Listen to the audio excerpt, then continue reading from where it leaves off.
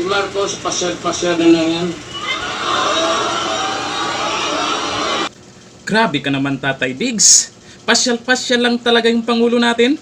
Aba, pabor ba kayo sa sinabi ni dating Pangulong Duterte?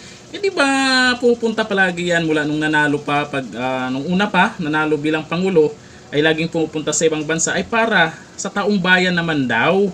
Ramdam na ramdam nga eh. Tingnan nyo naman, ramdam na ramdam nga sa Kongreso. Di ba, Tambi? Di ba? Dami bilyon, di ba? Sus, grabe. Ito talagang si Tatay Diggs kasi, ang nagustuhan ko lang nito, talagang hindi makakapagpigil kung ano yung mga napapansin niya. At napapansin ng taong bayan, ay ramdam din niya na yun talaga yung may problema sa ngayon.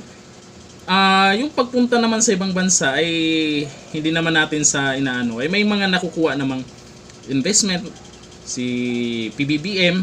Kaso nga lang, ramdam ba? Yun kasi ang tanong doon, ramdam ba ng mga mahihirap?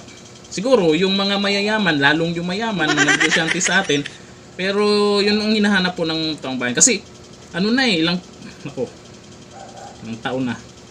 Kaya hindi natin maiwasan na pag pumunta si PBBM sa ibang bansa, yun ang paningin nila. At si dating Pangulong Duterte nagsasalita tungkol diyan.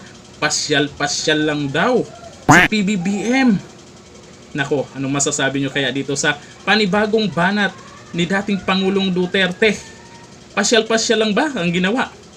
Pasyal-pasyal, party-party, yung mga sinasabi nila kay Pangulong Bongbong Marcos. Hanggang dito na lang. Thank you. Bye-bye.